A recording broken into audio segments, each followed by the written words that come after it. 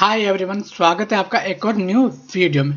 इस वीडियो के माध्यम से मैं रीट 2021 के 32,000 पदों पर ऑनलाइन हो रही भर्ती का ऑनलाइन फॉर्म फिलअप करके आपको दिखाने वाला हूं। मैं स्टेप बाय स्टेप आपको कंप्लीट पूरा प्रोसेस बताऊंगा कि आपको किस प्रकार से ऑनलाइन आवेदन करना है और साथ ही फ्रेंड्स आपको क्या क्या डॉक्यूमेंट्स उसमें अपलोड करने हैं या क्या क्या क्वालिफिकेशन उसमें एंटर करने हैं। तो कंप्लीट प्रोसेस हम जानने वाले, इसलिए वीडियो को बिल्कुल भी स्किप मत कीजिएगा। जानकारी आपके लिए काफ़ी हेल्पफुल होने वाले। तो चलिए फ्रेंड शुरू करते हैं। एसएसओ पे लॉगिन करने के बाद फ्रेंड्स आपके सामने कुछ इस प्रकार का डैशबोर्ड ओपन हो जाता था। सिंपल सा फ्रेंड्स आपको यहाँ पे एक ऑप्शन देखने को मिल जाएगा, रिक्वायरमेंट पोर्टल। तो सिंपल सा आपको इस वाले ऑप्शन पे क्लिक करना है। इस पर क्लिक करने के बाद फ्रेंड्स आपके सामने कुछ इस प्रकार से पेज ओपन हो जाता है। फ्रेंड्स यहाँ पे आपको एक ऑप्शन देखने को मिल जाता है, Rajasthan primary and upper primary teacher school requirement 2021-22। तो सिंपल सा आपको यहाँ अप्लाई नाउ वाले ऑप्शन पे क्लिक करना है। तो फ्रेंड्स यहाँ पे आपके सामने पोस्ट परफॉर्मेंस वाला ऑप्शन आ जाता है। यहाँ से आपको अपनी पोस्ट परफॉर्मेंस सेलेक्ट कर लेना है। आप जिस भी पोस्ट के लिए एलिजिबल हो वो आपको यहाँ पे सेलेक्ट कर लेना। अगर फ्रेंड्स आप जनरल टीचर लेवल फर्स्ट के लिए आवेदन करना चाहते हो तो आपको फर्स्ट वाला ऑप्शन सेलेक्ट कर लेना है। अगर आप टीएसपी क्षेत्र से बिलोंग करते हो तो आपको सेकंड वाला ऑप्शन सेलेक्ट कर लेना। अगर फ्रेंड्स आप सेकंड लेवल से हो तो आपको यहाँ नीचे इस प्रकार से सेकंड लेवल का भी ऑप्शन देखने को मिल जाता है। तो आपको फ्रेंड्स अपनी जो कैटेगरी आप जिसके लिए भी एलिजिबल हो वो आपको यहाँ से सेलेक्ट कर लेना। यहाँ पर पोस्ट परफॉर्मेंस में आपको वही पोस्ट सेलेक्ट करनी है जिसके लिए आप एलिजिबल हो। तो आपको यहाँ पे थोड़ा सा ध्यान रख के पोस्ट को सेलेक्ट करना है। तो हम यहाँ जनरल टीचर लेवल फर्स्ट के लिए आवेदन करने वाले, तो सिंपल सा हम इस पर क्लिक करेंगे। पोस्ट परफॉर्मेंस सेलेक्ट करने के बाद में फ्रेंड्स आपके सामने इस प्रकार का एक पेज ओपन होता है। तो यहाँ पे आपको जो भी आपने पोस्ट चुनी है वो आपको यहाँ पे देखने को मिल जाती है। उसके बाद में फ्रेंड्स यहाँ पे आपको बेसिक डिटेल वाला पेज देखने को मिल जाता है। तो यहाँ पे आपको कंप्लीट अपनी जो बेसिक डिटेल है वो आपको फिल कर यहाँ पर बेसिक डिटेल फिल करते समय आपको काफ़ी सावधानी रखनी है। अगर आपके फॉर्म में किसी प्रकार की कोई गलती हो जाती है तो उसको करेक्शन का मौका आपको बाद में नहीं दिया जाएगा, इसलिए बड़े ध्यान से अपना फॉर्म फिलअप करना है। तो फ्रेंड्स सबसे पहले आपको अपना यहाँ पे अपना नाम एंटर कर लेना है। उसके बाद में आपको यहाँ पे अपना जेंडर सेलेक्ट कर लेना। उसके बाद में अपने फादर्स का नेम यहाँ पे आपको एंटर कर लेना है। मेरी जो कुछ डिटेल थी वो एसएसओ से ऑलरेडी फिलअप हो चुकी है, तो मैं आपको कंप्लीट पूरी बता देता हूँ कि किस प्रकार से आपको क्या क्या भरना है और क्या क्या कहाँ पे सावधानी रखनी। तो यहाँ पे आपको अपने फादर्स का नाम एंटर कर लेना। उसके बाद में यहाँ पे आपको अपनी मदर्स का नाम एंटर कर लेना। उसके बाद फ्रेंड्स यहाँ पे आपको अपनी डेट ऑफ फिलअप करनी है। डेट ऑफ आपको अपनी जो 10th की मार्कशीट है उसमें से देख के यहाँ पे फिलअप करनी है। उसके बाद में ये ईयर, मंथ और डेज ये ऑटोमेटिक यहाँ पे आते हैं, आपको इसको फिलअप नहीं करना। ये 2023 के हिसाब से यहाँ पे फिलअप होते हैं। तो यहाँ पे आपको अपने डेट ऑफ बर्थ का अच्छे से ध्यान रखना है, वो अच्छे से फिल करनी है। उसके बाद में यहाँ पर आपको अपनी कैटेगरी सेलेक्ट कर लेना है। अगर आप ST SC OBC या जनरल से आते हो तो वो आपके हिसाब से आपको सेलेक्ट कर लेने। अगर आप दिव्यांग हो तो आप जिस भी कैटेगरी में आते हो वो आपको यहाँ से सेलेक्ट कर लेने, अन्यथा आपको लास्ट वाला ऑप्शन यहाँ पे सेलेक्ट करना है। उसके बाद में यहाँ पर आपसे धर्म पूछा जाता है, तो यहाँ पे आपको अपना धर्म सेलेक्ट कर लेना। उसके बाद में फ्रेंड्स यहाँ पर आपसे मैरिड अनमैरिड वाला पूछा जाता है। अगर आपकी शादी हो चुकी है तो आपको मैरिड वाला ऑप्शन सेलेक्ट कर लेना, अन्यथा आपको अनमैरिड वाला ऑप्शन सेलेक्ट कर लेना। अगर आपने मैरिड किया है तो यहाँ पर अपनी पत्नी यानी वाइफ का नाम आपको यहाँ पे एंटर करना है। उसके बाद में यहाँ पर आपकी शादी की जो पूरी डिटेल यहाँ पे पूछी जाती है। अगर आप यहाँ पर मैरिड करते हो तो यहाँ पर आपको विवाह पंजीकरण नंबर भी आपसे पूछा जाता था। अगर आपने शादी कर रखी है तो आपको मैरिज सर्टिफिकेट बनाना अनिवार्य हो जाता है। उसके बाद में आपसे जीवित बच्चों की संख्या के बारे में पूछा जाता है। अगर फ्रेंड्स आपने शादी नहीं कर रखी तो यहाँ पे आपको 0 और यहाँ पे भी आपको 0 सेलेक्ट करना है या एंटर करना है। अगर फ्रेंड्स आपने शादी कर रखी है, आपके बच्चे हैं, तो आपको उनकी एंट्री दे देनी। अगर फ्रेंड्स आपका कोई भी बच्चा 2002 से पहले पैदा हुआ तो आपको फर्स्ट वाले कॉलम में उसकी एंट्री करनी। अगर आपका कोई बच्चा 2002 से बाद में पैदा हुआ है तो उसकी एंट्री यहाँ पे आपको करनी। उसके बाद में यहाँ पे टोटल आपको कर देना है। तो इस प्रकार से आपको बच्चों की एंट्री कर देनी। उसके बाद फ्रेंड्स यहाँ पे आपको अपना मोबाइल नंबर एंटर कर लेना है और जीमेल आईडी आपकी एसएसओ से ऑटोमेटिक यहाँ पे आ जाती है, तो आपको जीमेल आईडी एंटर करने की कोई जरूरत नहीं है। उसके बाद में यहाँ पे आपसे आधार नंबर पूछा जाता है, तो यहाँ पे आपको अपने आधार नंबर एंटर कर लेना है। उसके बाद में यहाँ पर भामाशाह आईडी के बारे में पूछा जाता है, तो यहाँ पे आपको जन आधार आईडी या भामाशाह आईडी एंटर कर लेने। उसके बाद फ्रेंड्स नीचे आने पर यहाँ पर पूछा जाता है कि क्या आप राजस्थान के अनुसूचित क्षेत्र से संबंधित है। तो यहाँ अगर आप टीएसपी से बिलोंग करते हो तो आपको यहाँ पे यस वाले ऑप्शन को सिलेक्ट करना है, अन्यथा आपको नो वाले ऑप्शन को सिलेक्ट करना है। उसके बाद में यहाँ पर आपको कंप्लीट एड्रेस एंटर कर लेना। आपका जो भी डिस्ट्रिक्ट लगता है, आपकी जो भी तहसील लगती है वो आपको यहाँ पे एंटर कर लेना। यहाँ पे अपने पिन कोड दे देना और यहाँ पे लास्ट में आपको अपने मोबाइल नंबर एंटर कर लेना। उसके बाद में अगर आपका वर्तमान पता और स्थायी पता सेम है तो यहाँ आपको इस वाले बॉक्स पे क्लिक कर, तो आपका जो वर्तमान पता और स्थायी पता सेम हो जाएगा। तो सिंपल से आपको इस पर क्लिक कर देना। उसके बाद में आपको कंप्लीट डिटेल एक बार अच्छे से चेक कर लेना है। उसके बाद में आपको नेक्स्ट वाले ऑप्शन पे क्लिक करना है। तो आपसे यहाँ पर जीमेल और मोबाइल कंफर्मेशन के लिए पूछा जाएगा, तो आपको अपने मोबाइल नंबर और जीमेल का यहाँ कंफर्मेशन देके यस वाले ऑप्शन पे क्लिक कर देना है।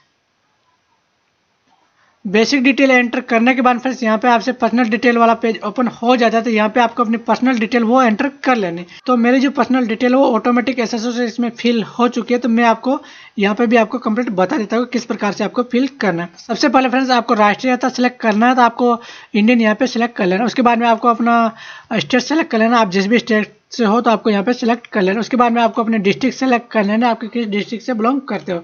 उसके बाद में आपको यहाँ पे अपना ब्लॉक सेलेक्ट करोगे और साथ ही यहाँ पे आपको तहसील सेलेक्ट कर लेना। उसके बाद में अपना जो विलेज है, आप जिस भी विलेज से हो यहाँ पे आप इसको सर्च करके एंटर कर लेना।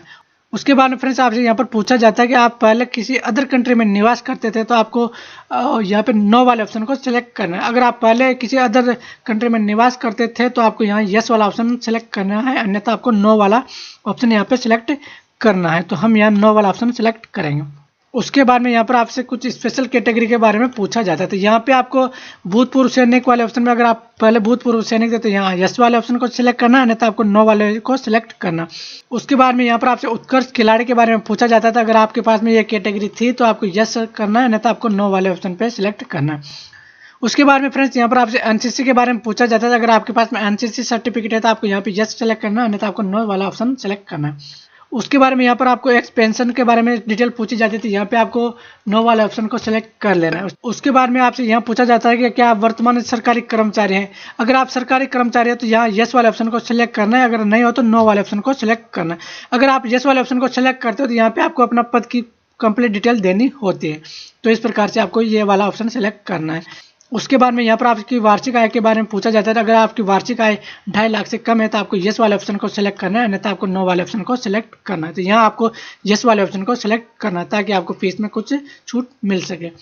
उसके बाद में यहाँ पर आपसे एडिशनल कैटेगरी के बारे में पूछा जाता है, तो आप अपने हिसाब से आपको जो भी कैटेगरी में आप लगते हो उनको फिलिप कर सकते हो, नहीं तो इनको खाली छोड़ सकते हो, ये मैंडेटरी, इसको कोई जरूरत नहीं है। उसके बाद में यहाँ पर आपसे चरित्र सत्यापन के बारे में पूछा जाता है, तो यहाँ पे आपको नो वाले ऑप्शन को सेलेक्ट कर लेना है। अगर आपके ऊपर पहले कोई आपराधिक रिकॉर्ड दर्ज है तो आपको यहाँ यस सेलेक्ट करना है, अन्यथा आपको नो वाला ऑप्शन सेलेक्ट करना है। यह जानकारी फिलिप करने के बाद फिर आपको एक बार अच्छे से अपने फॉर्म को वापस से चेक करना है। उसके बाद में आपको नेक्स्ट वाले ऑप्शन पे क्लिक करना है।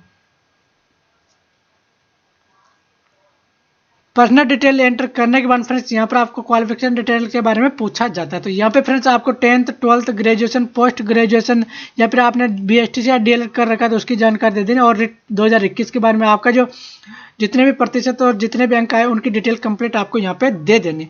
तो सबसे पहले यहाँ पर आपको 10th क्वालिफिकेशन डिटेल एंटर करना है। सबसे पहले यहाँ पे को सब्जेक्ट ग्रुप एंटर करना है। उसके बाद में आपको बोर्ड का नाम यहाँ पे सिलेक्ट करना है, या फिर आपने जिस भी स्कूल से 10th पास की तो उस स्कूल का नाम भी आप यहाँ फिलिप कर सकते हैं। उसके बाद में यहाँ पे आपको रोल नंबर एंटर करना है। उसके बाद में यहाँ पे आपको परसेंटेज वाला ऑप्शन सेलेक्ट करना है।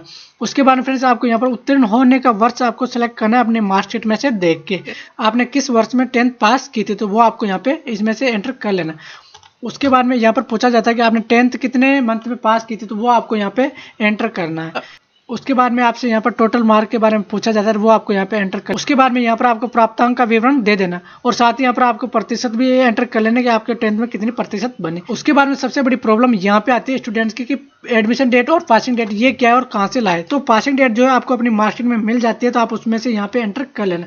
और फ्रेंड्स रही एडमिशन डेट की बात, एडमिशन डेट में आपको अगर आपके पास में एडमिशन डेट नहीं है तो आपको अपने विद्यालय, आपने जिस भी संस्थान में पढ़े उसमें कॉन्टैक्ट करके वहाँ से पता करना, या फिर आपके पास में एडमिशन स्लिप हो तो आप उसमें से पता कर सकते हो कि आपकी एडमिशन डेट क्या है, या फिर आपके पास में फीस की रसीद हो तो वहाँ से भी आप पता कर सकते हो कि आपकी एडमिशन डेट क्या है। तो फ्रेंड्स ये जो डिटेल है वो आपको अच्छे से फिलिप करनी है, आपको किसी प्रकार की कोई जल्दीबाजी नहीं करनी है, आपके काफ़ी टाइम दिया आपको तो फ्रेंड्स ये जो डिटेल है वो आपको अच्छे से फिल करनी है।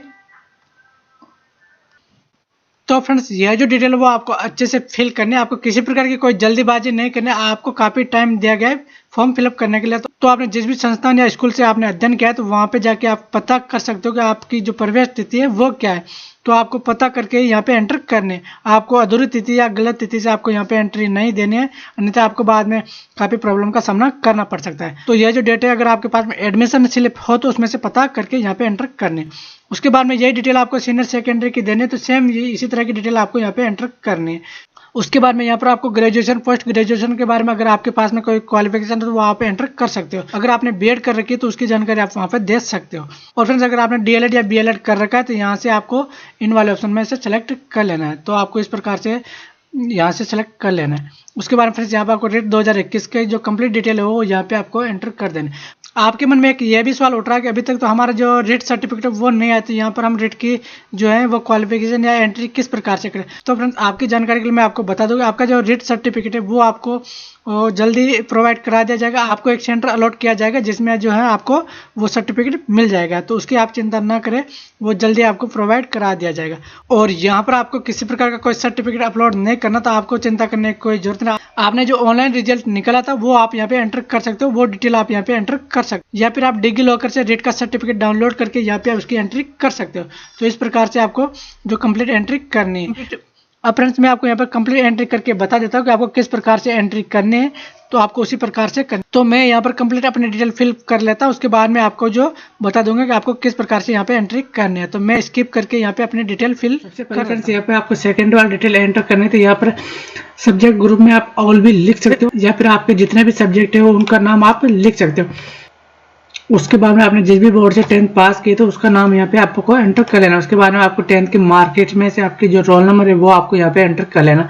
उसके बाद में यहाँ पे आपको परसेंटेज वाला ऑप्शन सेलेक्ट कर लेना। उसके बाद में यहाँ पे आपको उत्तीर्ण होने का वर्ष आपकी जो मार्कशीट है उसमें से आपको एंटर कर लेना है। उसके बाद फ्रेंड्स यहाँ पर आपको महीनों में डिटेल एंटर करने, तो आपको यहाँ पर 12th सेलेक्ट। उसके बाद में आपकी मार्कशीट में से आपको ये डिटेल भी यहाँ पे एंटर कर लेनी। फ्रेंड्स यहाँ पर आप एडमिशन डेट में जून और जुलाई की कोई सी भी डेट आप यहाँ पे एंटर कर सकते हो, इसमें आपको किसी प्रकार कोई प्रॉब्लम नहीं होने वाली। तो आप जून और जुलाई में से कोई सी भी डिटेल आप यहाँ पे एंटर कर सकते हो। उसके बाद फ्रेंड्स पासिंग डेट में आपको जो सेम आपकी मार्कशीट में है वही डेट आपको यहाँ पे एंटर कर लेने। उसके बाद फ्रेंड्स इसी तरह से आपको सेकेंडरी की जो क्वालिफिकेशन है आपको सेम इसी तरह से एंटर कर लेने। उसके बाद फ्रेंड्स अगर आपने ग्रेजुएशन कर रखी तो आपको ग्रेजुएशन की डिटेल यहाँ पे दे देने। और साथ ही फ्रेंड्स अगर आपने पोस्ट ग्रेजुएट कर रखी तो उसकी डिटेल आपको यहाँ पे एंटर कर देना, अन्यथा आपको उसको ब्लैंक छोड़ देना। उसके बाद फ्रेंड्स अगर आपने एसटीसी या बीएड कर रखी तो उसकी जो डिटेल है वो आपको यहाँ पे दे देने। यहाँ पे आपको अपना सब्जेक्ट दे देना, या फिर यहाँ पे आप जनरल लिख सकते हो। उसके बाद में यहाँ पर अगर आपने डीएलएड कर रखा है तो डिपार्टमेंट ऑफ एलिमेंट्री एजुकेशन आपको यहाँ पे डाल देना। उसके बाद में आपके रोल नंबर, परसेंटेज वगैरह आपको यहाँ पे आपके मार्केट में से देख के आपको यहाँ पे एंटर कर लेना। उसके बाद फ्रेंड्स यहाँ पे आपको रेट सर्टिफिकेट की डिटेल आपको यहाँ पे दे देनी थी। यहाँ पे आपको सब्जेक्ट में यहाँ पे जनरल आपको सेलेक्ट कर लेना या एंटर कर लेना। उसके बाद में यहाँ पर बोर्ड का नाम है बोर्ड ऑफ सेकेंडरी एजुकेशन, आपको यहाँ पे एंटर कर लेना। उसके बाद में आपके रोल नंबर, परसेंटेज और यहाँ पे आपको कंप्लीट एंटर कर लेना। क्वालिफिकेशन डिटेल एंटर करने के बाद फिर से आपको नीचे आना और इस प्रकार से एक ऑप्शन देखने को मिल जाएगा। सेम आपको यहाँ पे नो वाले ऑप्शन को सेलेक्ट करना है। उसके बाद फिर से आपको नीचे आना है और नीचे आने के बाद फिर से अगर आपने ऊपर ग्रेजुएशन सेलेक्ट किया तो यहाँ पे आपको ग्रेजुएशन का माध्यम पूछा जाएगा कि आपने ग्रेजुएशन इंग्लिश माध्यम में की है या हिंदी माध्यम में की, तो आपको वो यहाँ पे सेलेक्ट कर लेना। तो आपको आपने जिस भी माध्यम में इंग्लिश या हिंदी में किए तो आपको यहाँ पे सिलेक्ट कर लेना। उसके बाद फ्रेंड्स आपको सिंपल सा नेक्स्ट वाले ऑप्शन पे क्लिक करना है। नेक्स्ट वाले ऑप्शन पे क्लिक करने के बाद फ्रेंड्स आपके सामने फोटो और सिग्नेचर वाला ऑप्शन आ जाता है। तो यहाँ पे आपको फोटो अपलोड कर देना और यहाँ पे आपको सिग्नेचर अपलोड कर देना। फोटो की जो साइज है वो 50 से 100 KB के बीच में आपको रखनी और सिग्नेचर की जो साइज है 20 से 50 KB के बीच में आपको रखनी। उसके बाद फ्रेंड्स यहाँ पे आपको बॉडी मार्क दे देना।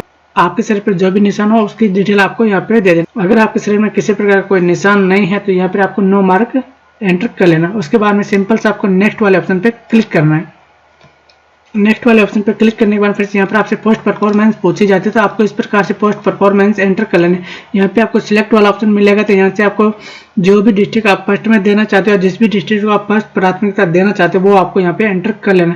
फ्रेंड्स 4-5 जिले ऐसे जो रेड जोन में आते हैं तो आपको उनको पहली प्राथमिकता नहीं देनी। अगर आप उनको पहली प्राथमिकता देते हो तो बाद में आपको ट्रांसफर में काफी दिक्कत हो सकती है। उसके जो लिंक है मैं वीडियो के डिस्क्रिप्शन में दे दूंगा, आप वहाँ से डाउनलोड करके पता कर सकते हो 5 जिले कौन से हैं जो रेड जोन में आते हैं। तो उनको आपको लास्ट परफॉर्मेंस देनी है ताकि आपको ट्रांसफर होने में या बाद में आपको किसी प्रकार की कोई दिक्कत नहीं है। इसलिए आपको यहाँ पर पोस्ट परफॉर्मेंस में आपको वही जिले फर्स्ट में सेलेक्ट कर लेने हैं जो आपके नज़दीक एरिया पे पड़ते हो। तो आपको इस प्रकार से जो है पोस्ट परफॉर्मेंस दे देने।